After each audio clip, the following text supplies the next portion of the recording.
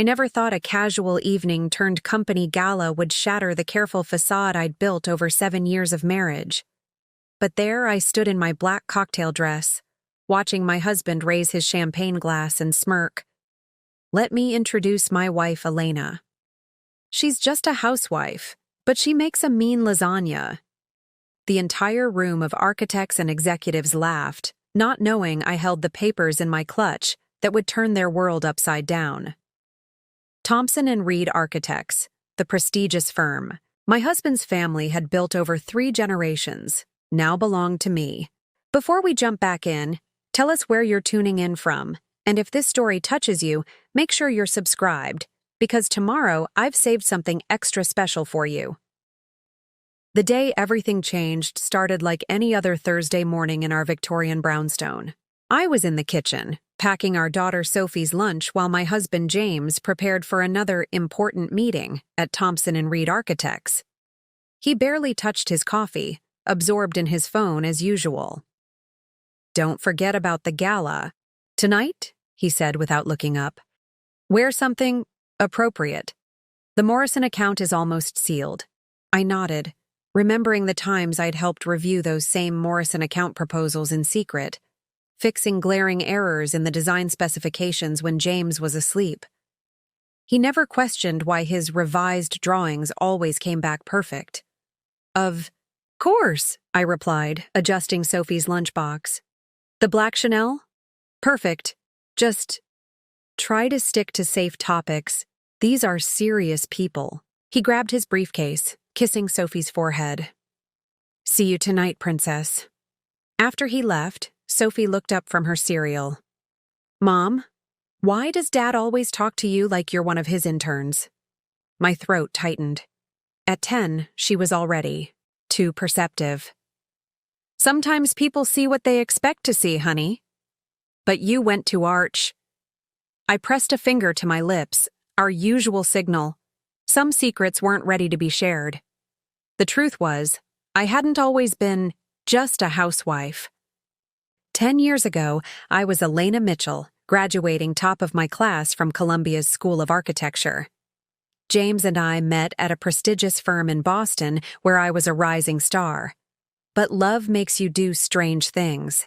When he mentioned his family's struggle to maintain control of Thompson Reed after his father's death, I thought I could help from the sidelines. "The board's breathing down our necks," he'd confided back then. "If we don't turn things around, we'll lose everything my grandfather built." So I stepped back, became the supportive wife, secretly using my expertise to help James succeed.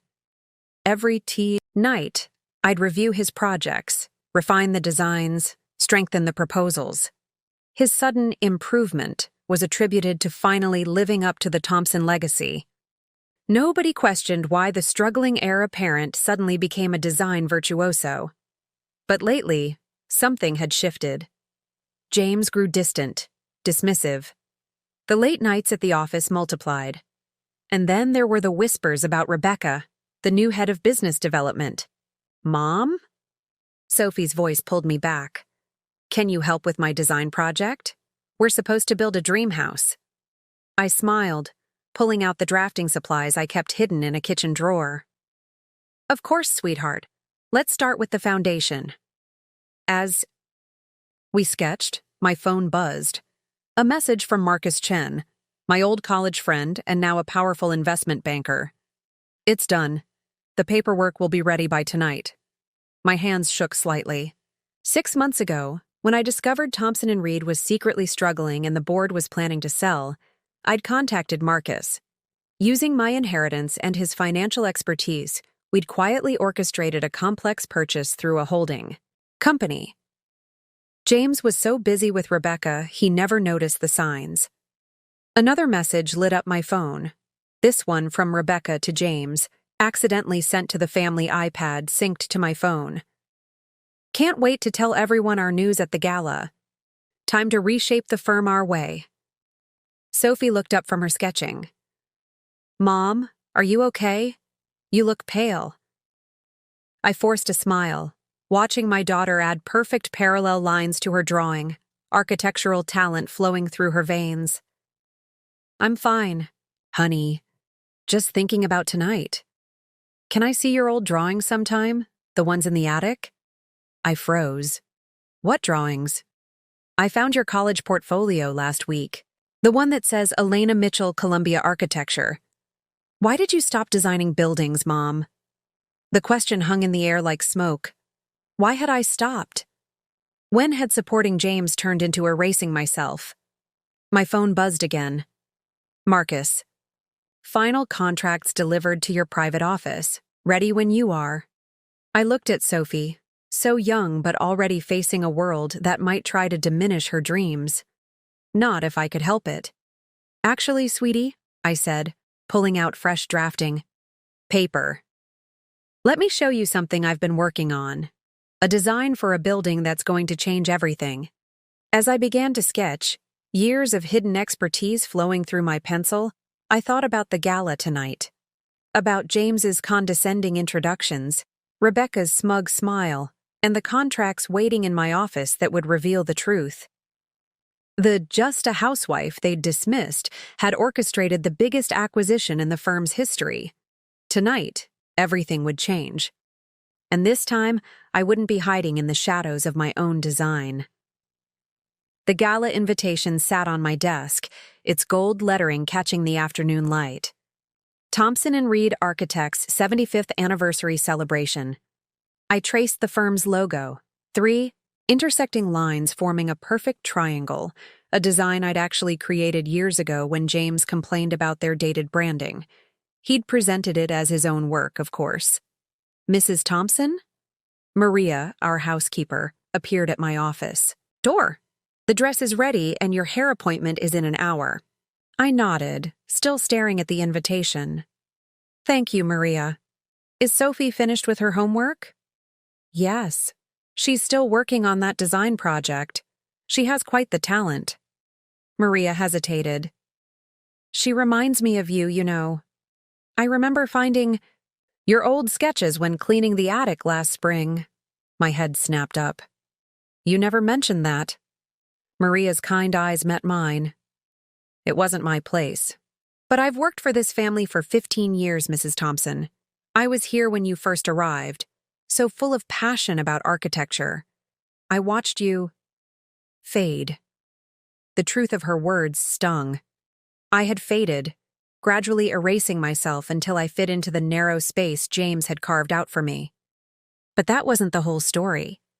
While I played the perfect wife in public, I'd been quietly preparing for this day. The Morrison account presentations, I said slowly. Did you happen to see them on James's desk last week? Maria's expression shifted. Yes, and I saw the woman who dropped them off late Tuesday night, Miss Rebecca. They seemed very familiar with each other. The confirmation shouldn't have hurt. I'd known about James and Rebecca for months. That's what had finally pushed me to contact Marcus. Still, the pain was sharp and clean, like cutting yourself on fresh drafting paper. Mrs. Thompson. Maria stepped closer. I also saw something else. The designs. They changed after you spent that night in the study. The whole flow of the building was different. Better. I stood up, moving to the window. Outside, Sophie was sketching in the garden, her face screwed up in concentration just like mine used to be in architecture school. Maria, what I'm about to tell you needs to stay between us. Tonight isn't just about the firm's anniversary. Things are about to change, and I need your help making sure Sophie is protected from any fallout. As I explained the situation, Maria's eyes widened. When I finished, she was quiet for a long moment. All these years, she finally said, you've been the real architect behind his success. Not exactly. I pulled out a hidden folder from my desk drawer. James is talented, when he actually does the work. But lately, he's been letting Rebecca handle everything while he takes the credit. And their designs? I spread out the latest proposals. They're ambitious but fundamentally flawed. The Morrison project they're announcing tonight? The support structures wouldn't hold under the specified conditions. Does Mr. Thompson know? He would if he'd actually reviewed the plans instead of focusing on his relationship with Rebecca. Preparing and narrating this story took us a lot of time, so if you are enjoying it, subscribe to our channel. It means a lot to us. Now back to the story. They're so convinced of their own brilliance, they've gotten sloppy. I gathered the papers back up. That's why the board was secretly planning to sell. The firm's reputation is at risk. Maria's eyes narrowed. And now you own it. Through a holding company, yes. Nobody knows except my lawyer and Marcus Chen from Kingston Capital. The investment banker? The one Mr. Thompson always brags about playing golf with? I allowed myself a small smile. James never realized Marcus was my college friend before he was his golf buddy. He's been helping me set this up for months. My phone buzzed, a message from Rebecca to James that had once again synced to my iPad. Everything's ready for tonight. After the announcement, there's no going back. Maria read the message over my shoulder. They're planning something. They are. I closed my laptop. James and Rebecca think they're orchestrating some kind of takeover, leveraging the Morrison contract to push out the board. They have no idea the firm's already been sold. The intercom chimed. The car service had arrived to take me to my hair appointment. I gathered my things, but Maria caught my arm. Mrs. Thompson, Elena, are you sure about this? Mr. Thompson's family. They're powerful people. I thought about the day I'd given up my own career, thinking I was supporting my husband's dreams. I thought about Sophie, watching and learning what it means to be a woman in this world. The Thompson family built their power on other people's work, including mine. But that's not what bothers me most. I pulled out Sophie's latest school project, a meticulously designed treehouse that showed remarkable understanding of structural principles. What bothers me is the legacy we're leaving for our daughter. What are we teaching her about her own worth? Maria squeezed my hand. Then go. Show them who you really are. In the car, I reviewed the final contracts on my phone. The holding company, Mitchell Design Group, named after my grandmother who'd paid for my architecture school, was now the official owner of Thompson Reed. The board had been quietly informed this morning, though the identity of the new owner was still under wraps. Another message flashed across my screen, this one from Marcus. Board members all confirmed for tonight. Ready for your signal. I typed back, after James's speech, let him and Rebecca make their announcement first. The car pulled up to the salon, but I sat there for a moment, remembering the day I'd first walked into Thompson Reed. I'd been so in love with James, so eager to help him succeed. Somewhere along the way, that dedication had turned into erasure. Never again, I whispered, gathering my courage. Tonight, the woman who'd hidden behind just a housewife would finally step into the light. As I watched the city speed by through the car window, I thought about all the buildings we passed, monuments to ambition, to vision, to the audacity of reaching skyward. Tonight, I would build something too, a new foundation, one that could support not just a legacy, but the truth. The salon mirror reflected back a woman I barely recognized. My usually simple hair was swept into an elegant updo, makeup perfect, the black Chanel dress highlighting every curve. I looked exactly like what James wanted, the perfect trophy wife, an ornament at his side. The car's here, Mrs. Thompson, the receptionist announced.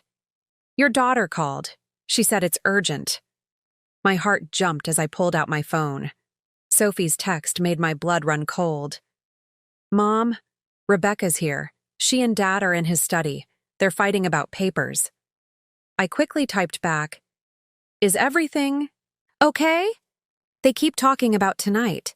Rebecca said something about making sure Elena doesn't interfere with the plan. Mom, I'm scared. My hands shook as I gathered my things. Stay in your room, honey. Maria's there, right? Yes. Mom.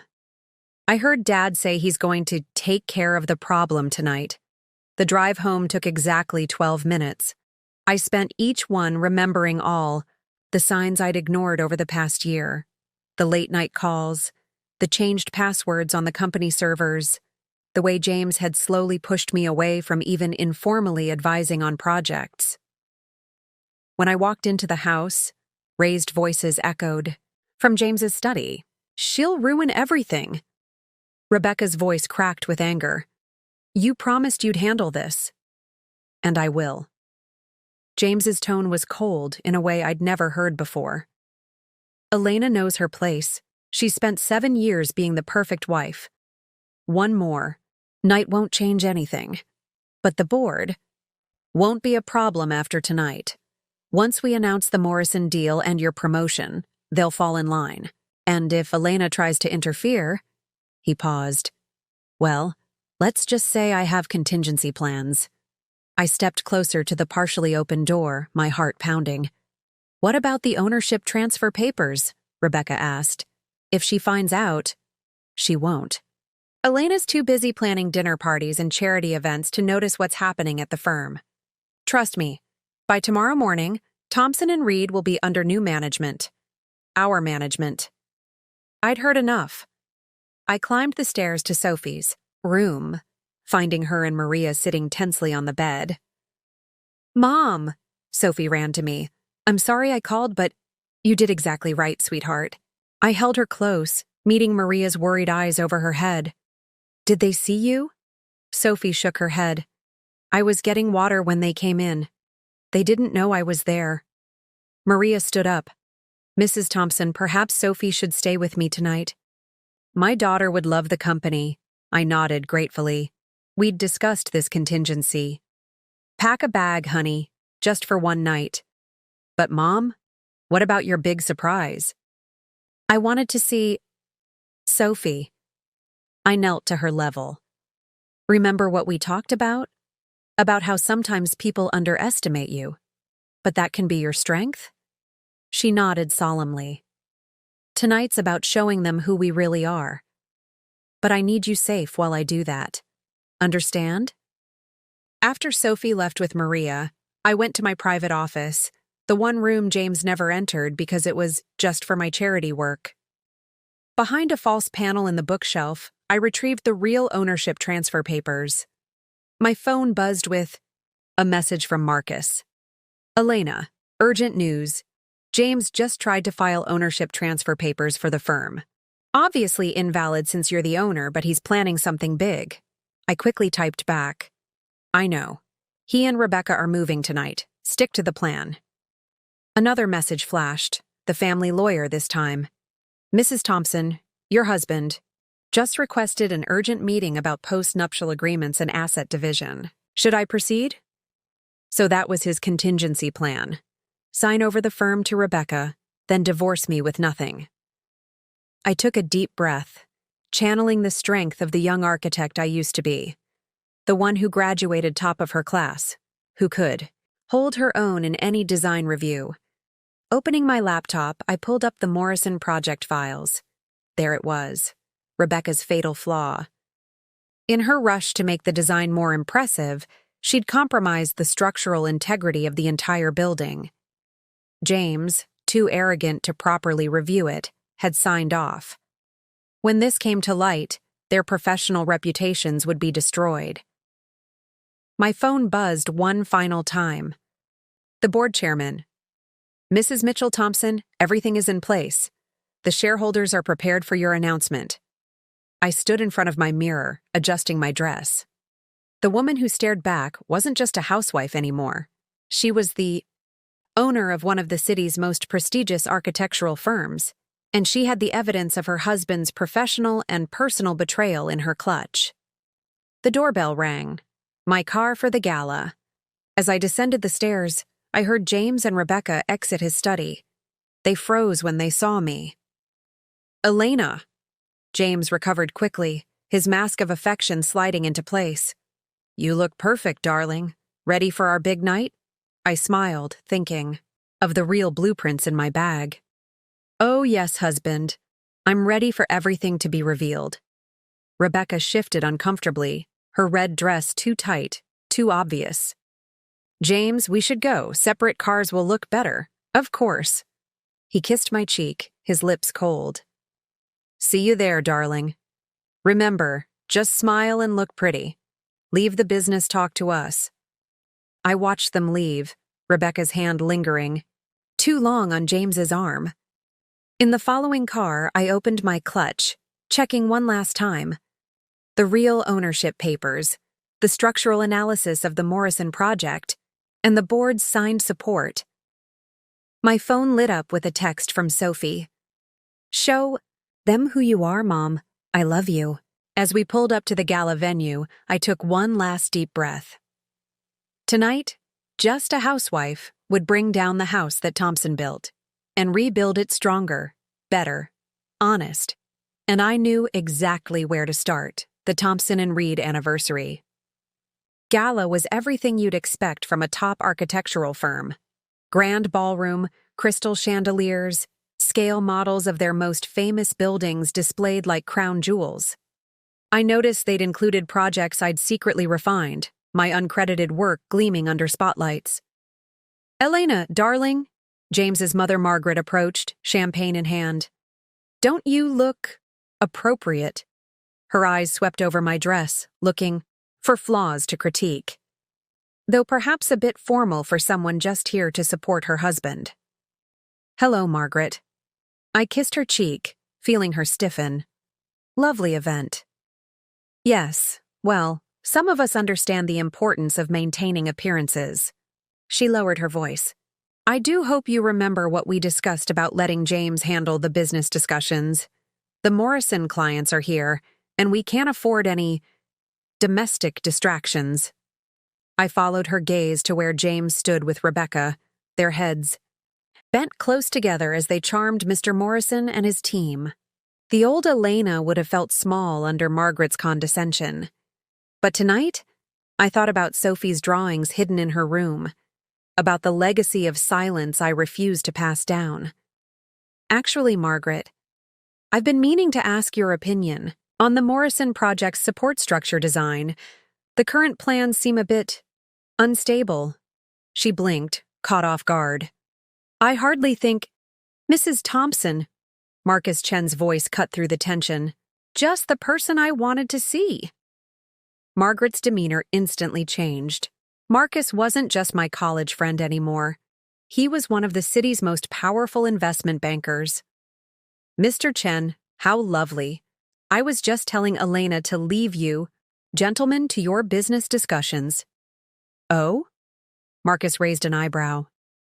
"That would be a shame, especially given Elena's exceptional understanding of architectural principles. In fact," I touched his arm, silencing him. "Not yet. The pieces weren't all in place." Across the room, James was calling for attention, champagne glass raised. "Distinguished colleagues, honored clients, family, and friends, welcome to Thompson Reed's 75th anniversary celebration." The crowd applauded. I noticed the board members, gathering near the back, their faces grim. They knew what was coming, or thought they did. "For 3 generations, my family has built this firm on excellence, integrity, and innovation," James continued. "Tonight, we're not just celebrating our past, we're unveiling our future." Rebecca moved to stand beside him, her smile triumphant. I saw Margaret's eyes narrow at their proximity. "I'm proud to announce that Thompson Reed has secured the Morrison Tower project, the largest commercial development in our city's history." More applause. Mr. Morrison beamed. "Furthermore," James went on, "this success is largely due to our brilliant head of business development, Rebecca Carter. Which is why I'm announcing her promotion to full partner, effective immediately."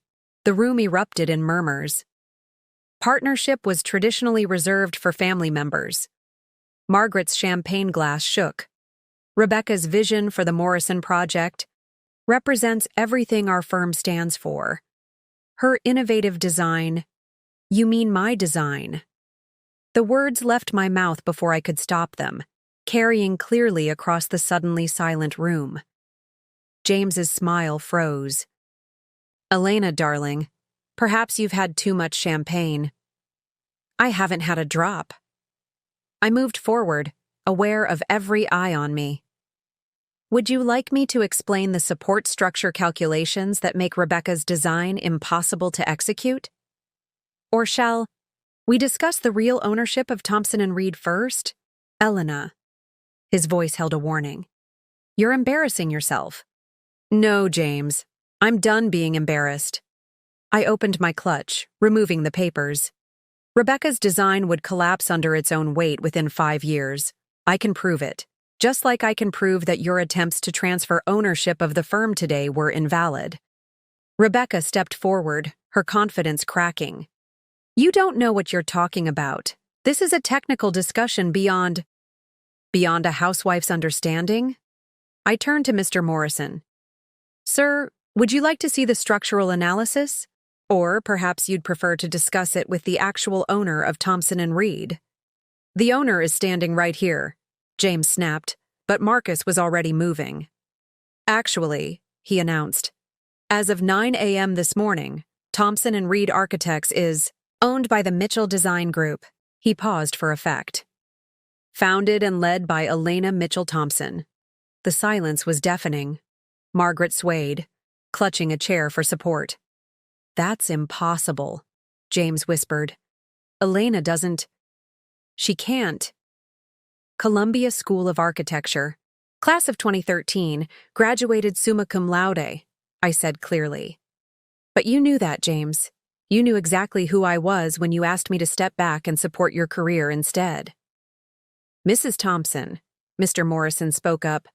Are you saying you found structural flaws in the current design? Not just flaws.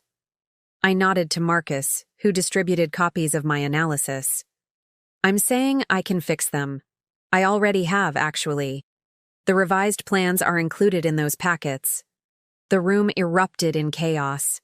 Board members surrounded James and Rebecca, demanding explanations. Margaret sank into her chair, face ashen.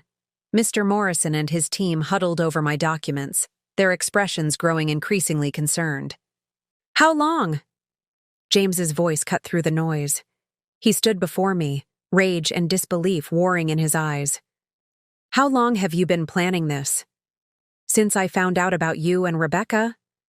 About 6 months. I met his gaze steadily. Since you started taking credit for my improvements to your projects? About 7 years. You've destroyed everything. No, James, I've saved it. Check the analysis. Check the ownership papers. Everything's legal. Everything's documented. I stepped closer, lowering my voice. The only thing destroyed is the lie, that I'm just a housewife. As if on cue, my phone lit up with a message from Maria.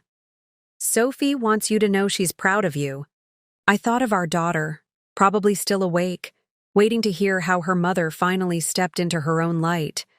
I thought of all the nights I'd spent secretly fixing James's designs, telling myself I was being supportive when really, I was just hiding. The board is calling an emergency meeting, Marcus announced. Mr. Morrison would like to discuss the revised plans with Mrs. Thompson Mitchell. Mitchell, I corrected, removing my wedding ring. Just Mitchell now. The next few hours passed in a blur of meetings and revelations. The board members gathered in Thompson Reed's conference room above the gala venue, their faces a mix of shock, respect, and in some cases, clear relief. James and Rebecca were notably absent, having been escorted out by security after their attempt to destroy digital files I'd already backed up months ago. Mrs. Mitchell, the board chairman began, while the circumstances are unusual, your analysis of the Morrison project is exemplary. The revised plans demonstrate exactly the kind of expertise this firm needs. Mr. Morrison, still studying my designs, nodded emphatically. The original plans were impressive on paper, but functionally flawed. These revisions, they're brilliant. They maintain the aesthetic vision while actually making it buildable. I sat at the head of the conference table, James's old seat, feeling the weight of the moment.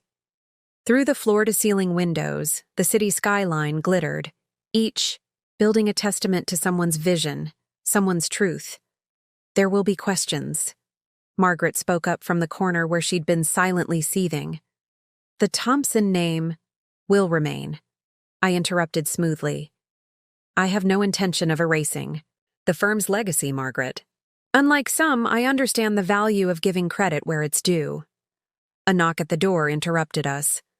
Marcus entered with a stack of papers, his face grave. Elena, you need to see this. We've found some irregularities in the firm's recent financial records. The next hour revealed the full scope of James and Rebecca's betrayal. They hadn't just been planning to take control of the firm, they'd been systematically siphoning resources, preparing to launch their own competing practice using stolen client data and designs. The Morrison contract would have been their launching pad, Marcus explained. Once they had that secured, they planned to leave Thompson and Reed gutted. Margaret's face had gone from red to white. That's impossible. James would never— It's all here, I said quietly, spreading out the documentation. Bank transfers, secret meetings, incorporation papers for their new firm. They even trademarked a name, Thompson Carter Architects. Using the Thompson name? Margaret's voice cracked. Without family approval? They assumed they'd have it. After all, I met her eyes steadily. Who would believe the housewife if she tried to stop them? The board chairman cleared his throat. Mrs. Mitchell, given these revelations, we fully support your acquisition of the firm. However, there is the matter of public perception to consider. I nodded, pulling out my tablet. I've prepared a comprehensive transition plan. First, we'll need to reassure our clients and employees. I suggest— My phone buzzed. A message from Maria showing Sophie finally asleep, surrounded by her drawings. Another text followed, this one from James. You'll regret this. You're nothing without the Thompson name. I smiled, thinking of our daughter's inherited talent, her natural eye for design. Actually, I have an announcement to make about the firm's name. The room tensed. Thompson and Reed will become Mitchell and Thompson Architects. Margaret started to protest, but I held up my hand. Not for your son, Margaret, for my daughter. Sophie Thompson, who has more natural talent for architecture than James ever had. This way, both legacies live on. Honestly this time. The board members exchanged glances, then began to nod. They'd all seen Sophie around the office, her sketches showing remarkable promise even at 10 years old. There's something else you should know, I continued, pulling up more files. Over the past 7 years, I've maintained detailed records of every project I've contributed to, not to claim credit retroactively, but to prove my capabilities. I turned to Mr. Morrison. Including the initial concept sketches for your tower that James presented as his own. Mr. Morrison leaned forward. You designed the core concept? The central atrium with its floating gardens? Yes. James liked my sketch but said it was too ambitious. He simplified it for the proposal. I want to see the original design, Mr. Morrison said immediately. The one you envisioned. As I pulled up my original sketches, Maria texted again. Sophie's awake. She wants to know if she can come see your office tomorrow. Your office now, Marcus corrected, reading over my shoulder. Corner suite with the best view in the city. I thought about Sophie seeing her mother's name on the door, understanding that she never had to hide her talents or diminish her light. Mrs. Mitchell, the board chairman said, we'll need to address the staff first thing tomorrow.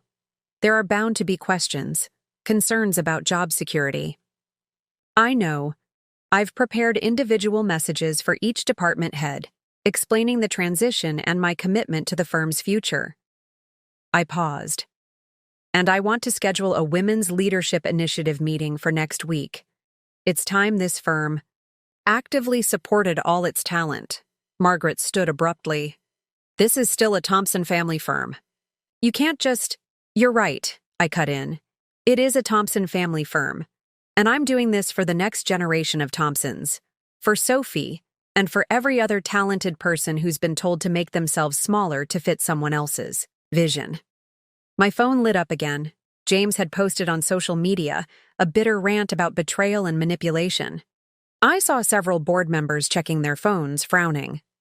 "Let him vent," I said calmly. "The truth will speak louder." As if on cue, my tablet chimed with an email from the city's top architecture blog. Breaking news. Thompson Reed's hidden. Talent emerges, the real architect behind recent successes? Marcus grinned. Looks like the truth is already getting out. The meeting continued late into the night, but my mind kept drifting to Sophie. Tomorrow, I'd show her my new office. We'd set up a drawing table by the window where she could sketch while I worked. No more hiding, no more diminishing, no more, just a housewife. My phone buzzed one final time. A message from Rebecca. "You've ruined everything we built." Typed back a single response. "No, I'm finally building something real." The next morning dawned bright and clear, the kind of crisp autumn day that makes Manhattan's skyline look like it's etched in crystal. I stood in what was now my office at Mitchell and Thompson Architects, watching the sun glint off neighboring buildings I'd helped design, though few knew it. Until now. "Mom!" Sophie burst through the door, her school uniform slightly rumpled, eyes wide as she took in the corner office. "This is really yours?" "Ours," I corrected, showing her the drawing, table I'd had installed by the window. "I thought you might want to work on your designs here sometimes." She ran to the table, running her fingers over the smooth surface. "Like a real architect?" "You already are a real architect, honey. You just need training to match your talent." Maria appeared in the doorway, smiling. She couldn't wait until after school. "I hope it's okay we came early." Before I could respond, my assistant Sarah knocked on the open door. "Mrs. Mitchell, the staff is gathering in the main conference room, and Mr. Thompson is in the lobby, demanding to be let up." Sophie's face fell. "Dad's here?" I knelt beside her. "Hey, remember what we talked about? About standing in your truth." She nodded solemnly. "Well, that's what I'm going to do now. Want to watch?" Her eyes lit up. "Can I?" "From my office, with Maria," I qualified. "The conference room has glass walls. You'll be able to see everything." If on cue, my phone buzzed with a message from James. "You can't lock me out of my own firm. My grandfather built this company." "Sarah, please tell security to let Mr. Thompson up. He should hear this too." I turned to Sophie. "Ready to see Mommy run her company?" The main conference room was packed. Every employee, from senior architects to interns, had squeezed in. Through the glass walls, I could see Sophie and Maria, in my office, giving me thumbs up. James stood at the back of the room, his usual polished appearance notably disheveled. "Good morning," I began, taking my place at the head of the table. "I know there are a lot of questions about what happened last night. You deserve answers." "Damn right we do," James interrupted. "This is a hostile takeover." "This," I cut in smoothly, "is a rescue operation." I nodded to Sarah, who distributed folders to everyone. "Inside, you'll find documentation of the firm's financial status under the previous leadership, including evidence of fund misappropriation and client data theft." The room erupted in whispers as people reviewed the documents. James's face went pale. "You'll also find your updated contracts, all with increased benefits and, in many cases, long overdue promotions." I smiled at several talented women architects who James had repeatedly passed over. "Mitchell and Thompson Architects will be a meritocracy. Talent and hard work will be recognized, regardless of gender or family connections." "You can't just change everything," James protested. "The board fully supports these changes." The board chairman stood up. "Mrs. Mitchell has presented a comprehensive plan to not only save this firm, but propel it into the future." I pulled up the Morrison Tower designs on the room's screens. Starting with this. The original design had structural flaws that could have ruined us. The revised plans, which I completed last night, solve these issues while enhancing the aesthetic vision. Mr. Morrison, who had arrived early for a private meeting, spoke up from his seat. These revisions are revolutionary. The floating gardens concept alone will set new standards for sustainable architecture. Elena's been doing this for years, Sarah suddenly said. Everyone turned to her. Sorry, but we all knew. The designs always came back better after she reviewed them. We just didn't say anything. Because James Thompson took credit for his wife's work, Marcus added from the doorway. Just like he tried to take control of the firm through fraudulent means. That's a lie, James stepped forward. Elena, tell them what? I met his eyes steadily. That I'm just a housewife? That I've been secretly fixing your designs for 7 years while you took the credit? That you and Rebecca planned to steal our biggest clients? The room fell silent. Through the glass, I could see Sophie watching intently, her small face serious. I have something else to show you, I continued, pulling up a new set of designs. These are my original concepts from the past 7 years. Projects that won awards under James's name, but came from my drafting table. The screens filled with familiar buildings, all slightly different from their final forms, all undeniably more innovative. Starting today, Mitchell and Thompson Architects will operate with complete transparency. Every contributor will be credited. Every voice will be heard. I looked around the room, meeting each person's eyes. Some of you may choose to leave. That's your right. But those who stay will be part of something revolutionary. A firm where talent isn't hidden, where innovation isn't stifled by ego.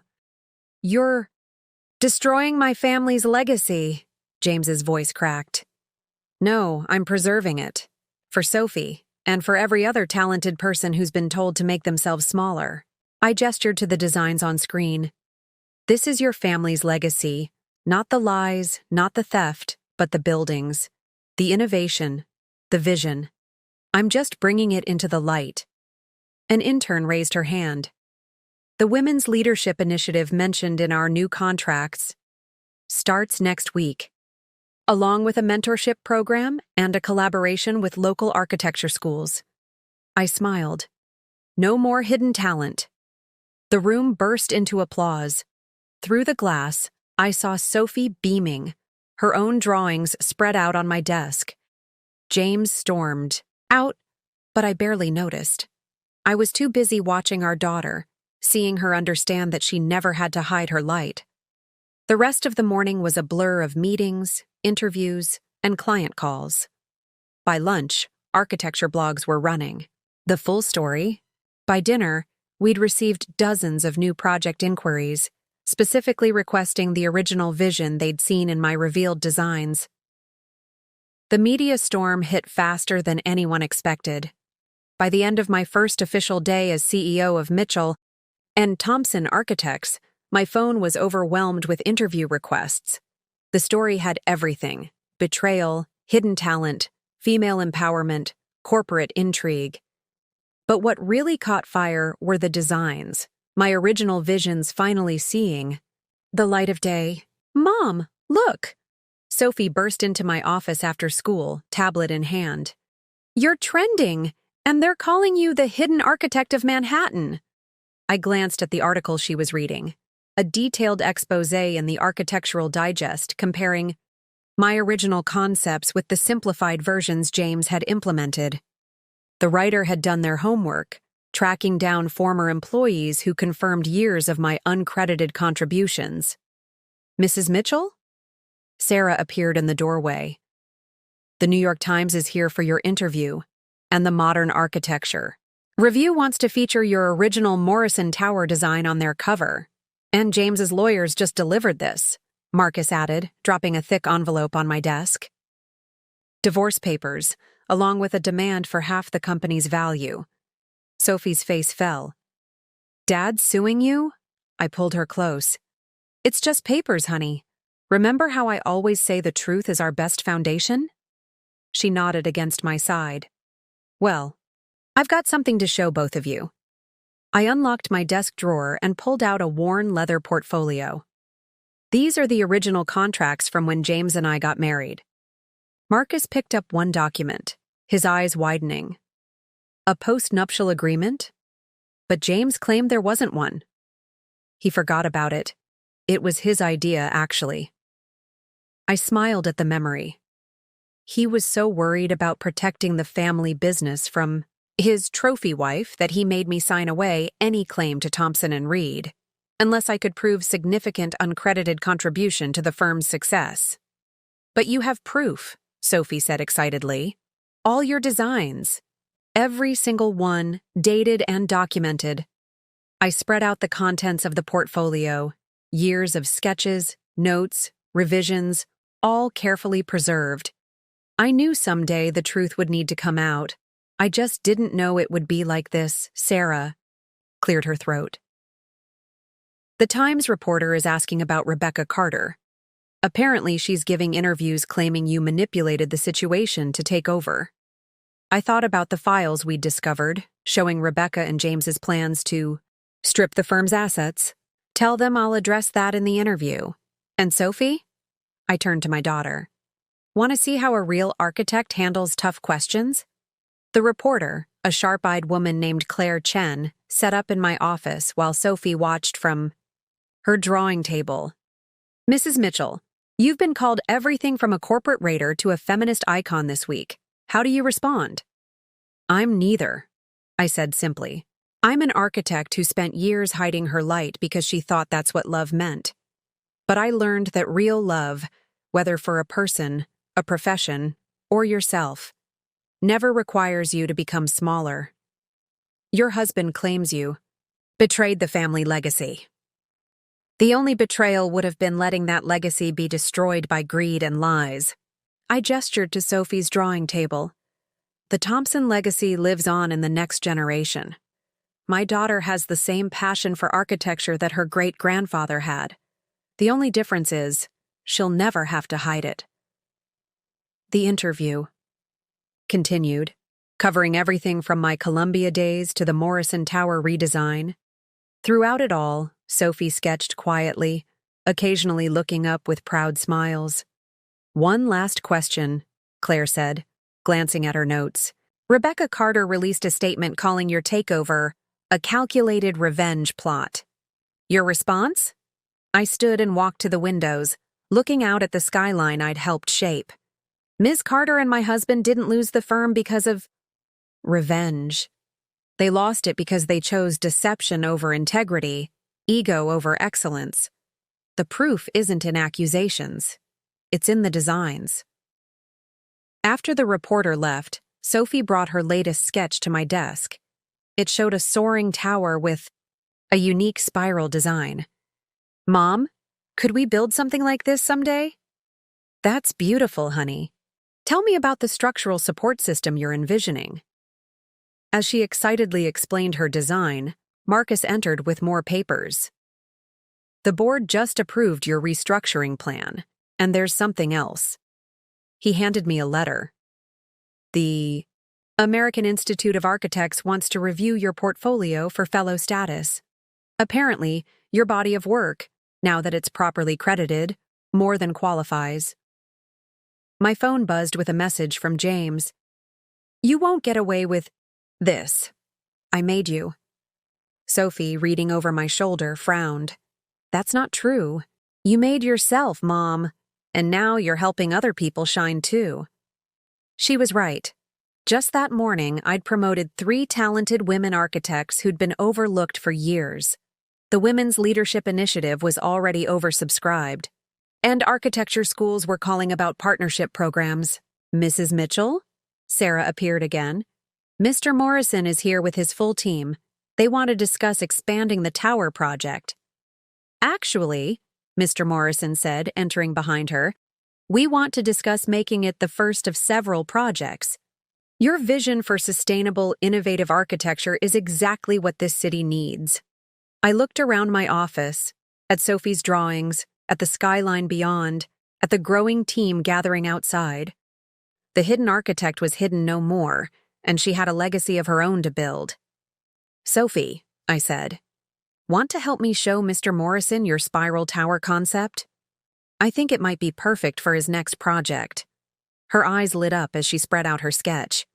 The room full of experienced architects and developers leaned in, genuinely interested in my 10-year-old daughter's design. No one told her to make herself smaller. No one dismissed her as just anything. And that, I realized, was the real victory.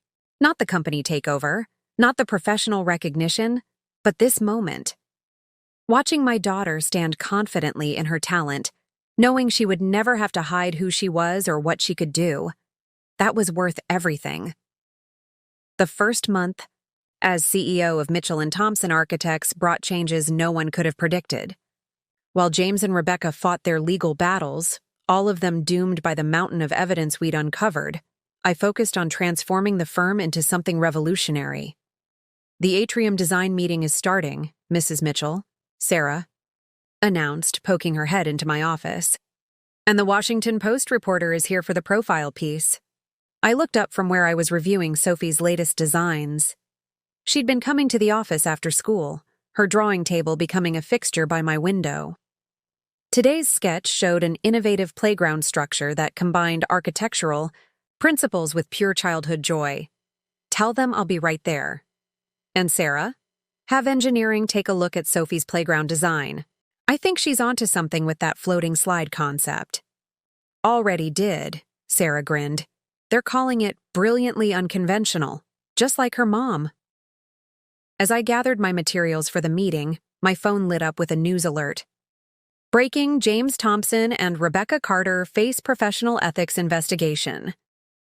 I quickly switched it off before Sophie could see. "Mom?" She looked up from her sketching. "Is Dad still trying to take the company back?" I sat beside her, choosing my words carefully. "Your father and Rebecca made some choices that hurt a lot of people. Now they have to face the consequences. But that's not what we're focusing on, remember?" She nodded. "We're focusing on building things, not breaking them." "Exactly." I pointed to her playground design. "Like this. You've created something that will bring joy to children.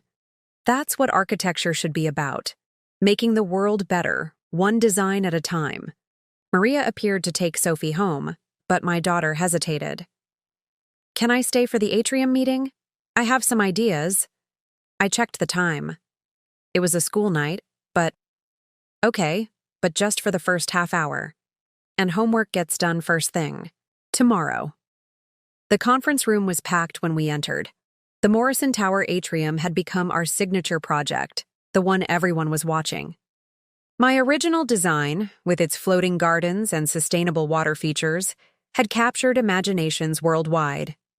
"Mrs. Mitchell," Mr. Morrison stood as we entered, "and young Miss Thompson, I heard engineering's quite impressed with your playground." "A concept," Sophie beamed, clutching her sketchbook. I watched as heads turned, noting the resemblance between us, not just physically, but in the way we carried ourselves now. No more shrinking, no more hiding. "Before we begin," I addressed, "the room, I'd like to share something." I pulled up Sophie's playground designs on the main screen.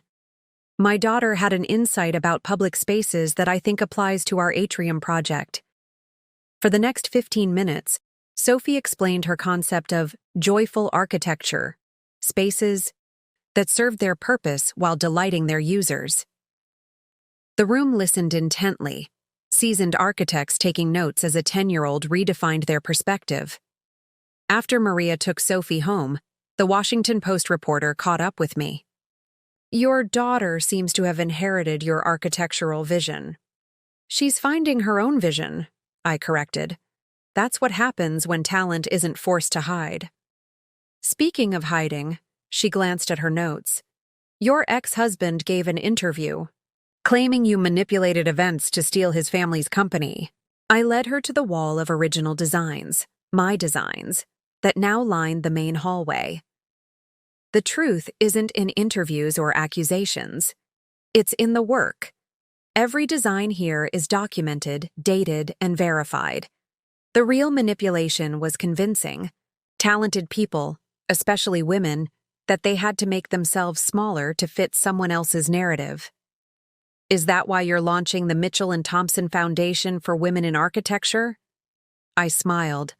The foundation had been Sophie's idea, born from her realization that other girls might need help believing in their talents.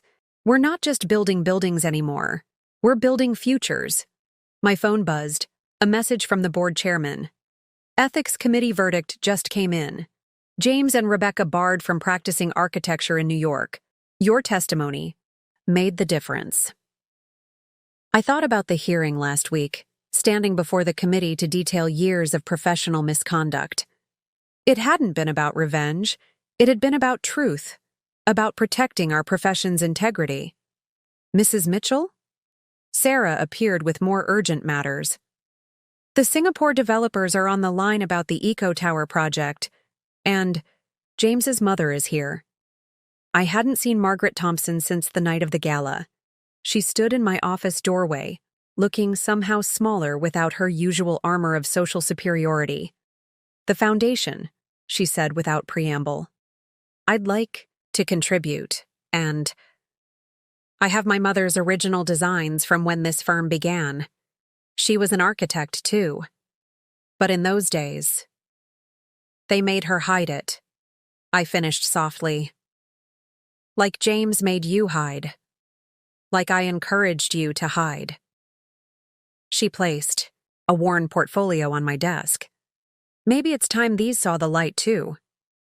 As we examined her mother's work, brilliant, innovative designs from an era when women weren't welcome in architecture, I thought about the legacy we were really building. Not just glass and steel reaching skyward, but bridges across generations of hidden talent. We'll display them, I decided, alongside contemporary work by women architects. Show how far we've come and how far we still have to go. Margaret touched one of her mother's sketches, her hand trembling slightly. James was wrong, you know. You didn't destroy his grandfather's legacy. You honored it by refusing to let talent be buried by prejudice. My phone lit up with another message. Sophie, sending a photo of her latest sketch. A design for the foundation's headquarters. The caption read, "For all the architects who had to hide, never again." I showed it to Margaret, watching her eyes fill with tears. She has the Thompson gift, she whispered. No, I corrected gently. She has her own gift, and she'll never have to pretend it's anything less than extraordinary. Winter descended on Manhattan, transforming the city skyline into a glittering wonderland of snow and lights. From my office at Mitchell and Thompson Architects, I watched workers install the foundation's new sign on the building across the street. Building dreams, breaking barriers. Sophie had helped choose the tagline. Mom! Speaking of Sophie, she burst into my office, still in her winter coat, snow melting in her hair. You have to see this! She thrust a letter into my hands, embossed with the seal of her school's architecture club. They want me to design the new student center, a real building. That's amazing, honey. I pulled her into a hug, snow and all. Tell me about your concept. Before she could answer, Sarah appeared with her usual stack of urgent matters. Mrs. Mitchell, the Modern Architecture Review wants to feature Sophie's playground in their Next Generation issue. And your former mother-in-law's historical collection is causing quite a stir. The exhibition of Margaret's mother's designs had grown into something unprecedented. Women architects from around the world had started sending in their own hidden works. Brilliant designs that had been credited to men, buried in archives, or dismissed as too ambitious. There's something else, Sarah added hesitantly. James was seen at the courthouse this morning. Sophie's excitement dimmed. Is Dad still trying to take the company? No, sweetie. The ethics committee ruling was final. I kept my voice gentle. He's probably just filing an appeal, Marcus interrupted, striding in with a legal document. Claims he has new evidence that you coerced him into the original postnuptial agreement. I felt Sophie tense beside me. Hey, I turned her to face me. Remember what we say about foundations. Truth is the strongest foundation, she recited, then added, and lies always crack under pressure. Exactly. Now why don't you show Sarah your student center designs while I handle this? Once Sophie was happily explaining her concept to Sarah, I turned to Marcus. What's he really after? Money, mostly.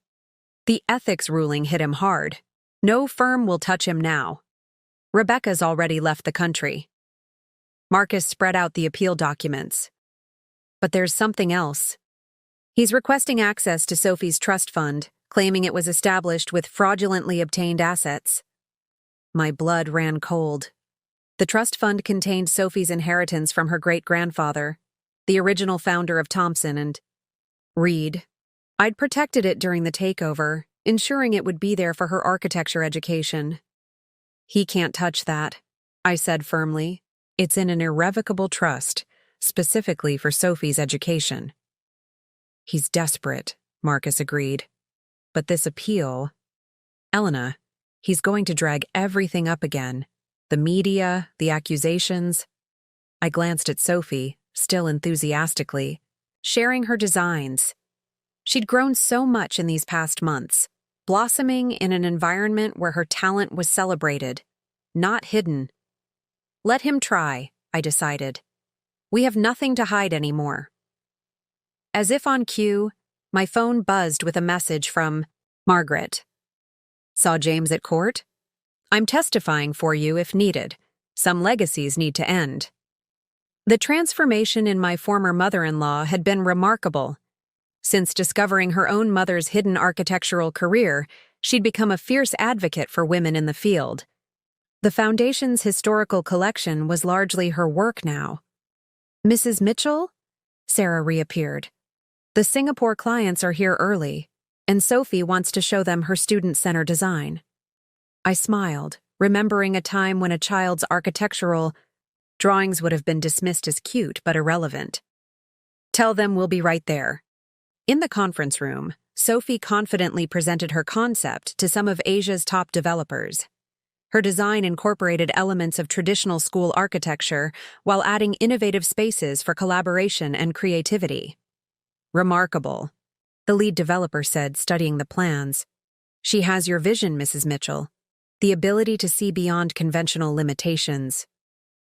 Actually, Sophie spoke up, Mom taught me that limitations are just challenges waiting for creative solutions. The meeting continued, with Sophie's design sparking a larger discussion about educational architecture.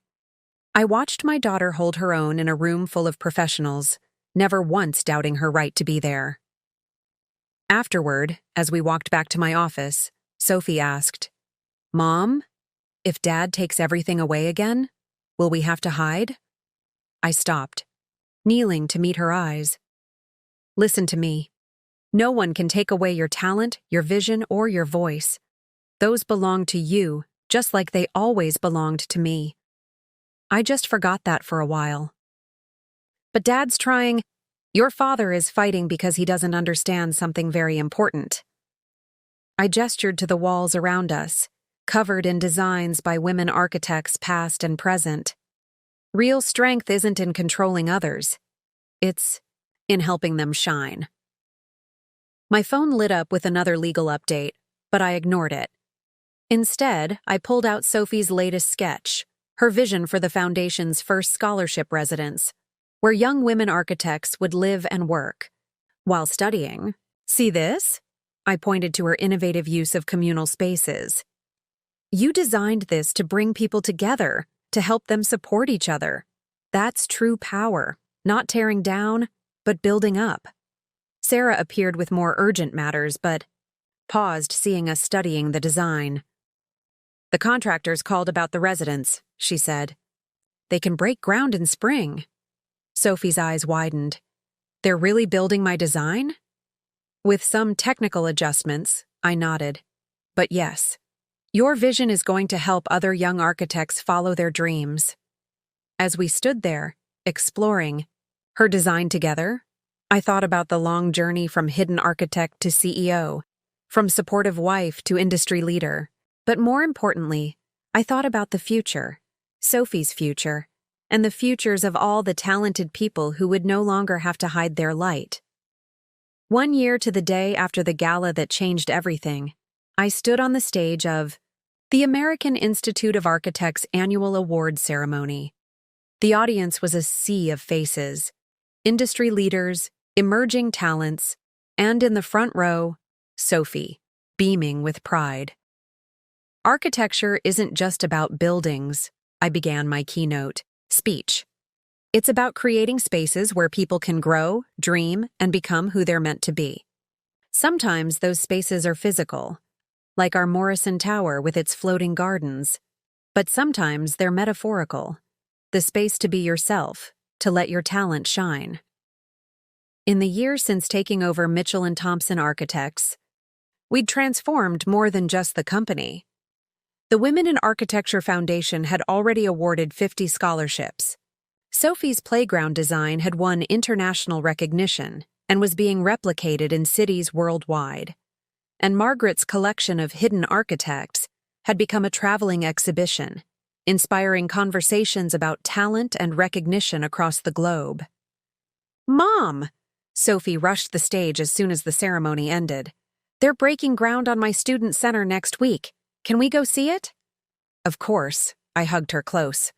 "The contractor said you can even help pour the first foundation, Mrs.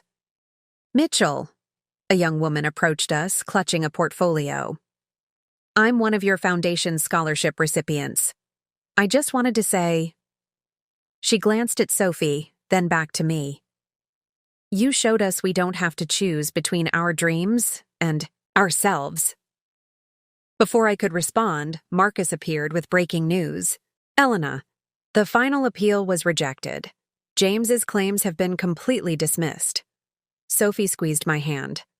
"So it's really over?" "It was over the moment we chose truth over hiding," I told her.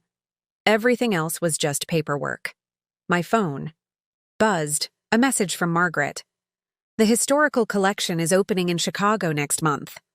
They want Sophie to speak about her generation's vision for architecture." The transformation hadn't just been professional.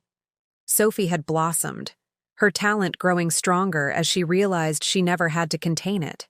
She'd started a design club at school, mentoring younger students who shared her passion for architecture. "Mrs. Mitchell?" Sarah appeared with her ever-present tablet. "The Morrison Tower tenants are moving in next week. They want you and Sophie to do the honors at the ribbon cutting." I looked at my daughter, remembering the night everything changed. "What do you say, Sophie? Ready to show the world what happens when we build on truth?" She grinned, pulling out her latest sketch, a design for a women's architecture museum. Truth is the strongest foundation. As we left the ceremony, I caught sight of our reflection in the glass doors. Mother and daughter, both standing tall, both carrying drawings that would help shape the future. No more hiding, no more diminishing, no more just anything. We were architects, and our greatest design had been rebuilding ourselves. "Mom?" Sophie asked as we headed home. "Do you ever regret not doing this sooner?" I thought about the long journey, about all the moments I'd made myself smaller, thinking it was what love required. "No," I said finally. Every experience, even the painful ones, helped build who we are now. The trick is to use those experiences to build something better. My phone lit up with another message. The dean of Sophie's school wanted to implement her student center design across the district. "Your daughter isn't just designing buildings," she wrote. "She's designing the future of educational spaces." Sophie peered at the message, then looked up at me. "They like my designs because I don't hide anymore. Just like you." "That's right," I agreed. "And speaking of not hiding, want to show me your museum designs over dinner?" As we walked home through the winter evening, I thought about all the women architects whose work was finally being recognized, about the young scholars in our foundation program, about Sophie and her generation who would never have to shrink themselves to fit someone else's expectations. The city skyline glittered around us, each building a testament to someone's vision. Among them stood our new projects, the Morrison Tower, the foundation headquarters, soon Sophie's student center, all designed with truth as their foundation. "You know what, Mom?" Sophie said, studying the cityscape. "Every building tells a story. And now we get to tell ours. She was right. Every design, every structure, every space we created now carried the message. Talent doesn't have to hide. Dreams don't have to be dimmed. And the most beautiful architectures are the ones built on truth. Spring arrived in Manhattan with a burst of cherry blossoms and new beginnings. The Mitchell and Thompson Foundation headquarters was nearing completion. Its innovative design, a collaboration between Sophie and me, already turning heads in the architectural community. "Mom, look," Sophie called from her drawing table, now a permanent fixture in my office. The museum committee approved my changes to the children's wing. The Women in Architecture Museum had grown from Sophie's sketch into a groundbreaking project. Set to open next year, it would showcase not just Margaret's historical collection, but also interactive exhibits designed to inspire the next generation of architects. "Mrs. Mitchell," Sarah entered with her usual stack of updates. "The documentary crew is here for final interviews. And there's something else." She hesitated.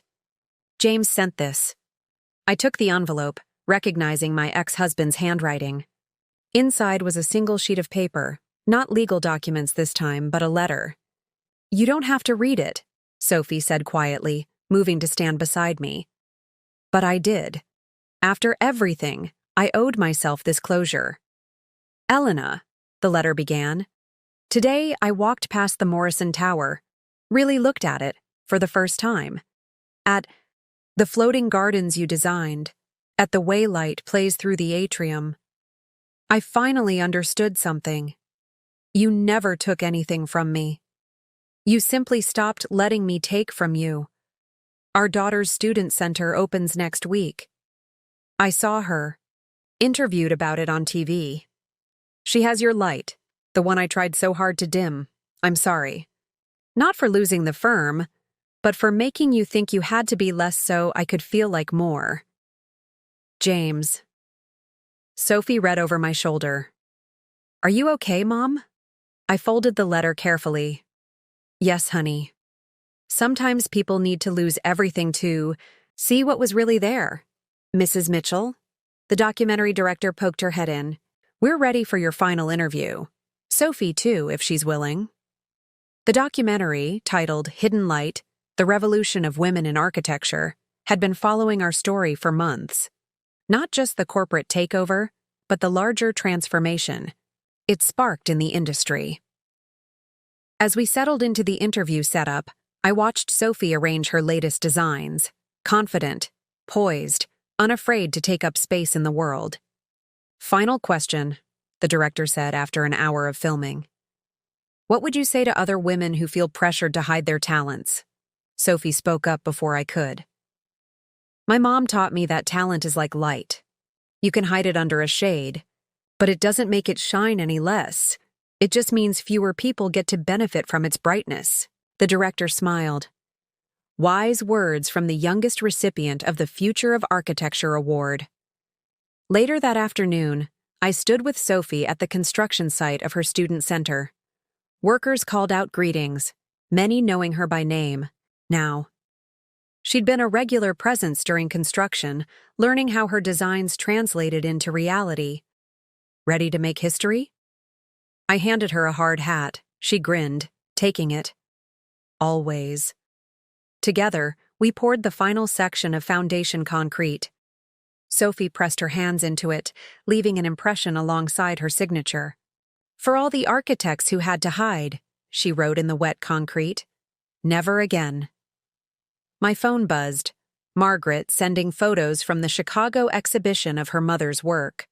The collection had grown into a movement, with hidden architectural histories being uncovered and celebrated worldwide. "Mom?" Sophie asked as we watched the concrete set. "Remember when you used to help Dad with his designs in secret?" I nodded. "Did you ever think back then that we'd be here, building things together, out in the open?" I thought about those nights, spent quietly fixing James's designs, telling myself it was love when really it was fear. Fear of shining too bright, of taking up too much space. "No," I admitted. "Back then, I thought making myself smaller would make our family stronger." I didn't understand that real strength comes from letting everyone shine their brightest. Sarah appeared with more updates. The Foundation's scholarship program was expanding internationally. The Morrison Tower had won another sustainability award, and Sophie's playground design was being adapted for children's hospitals.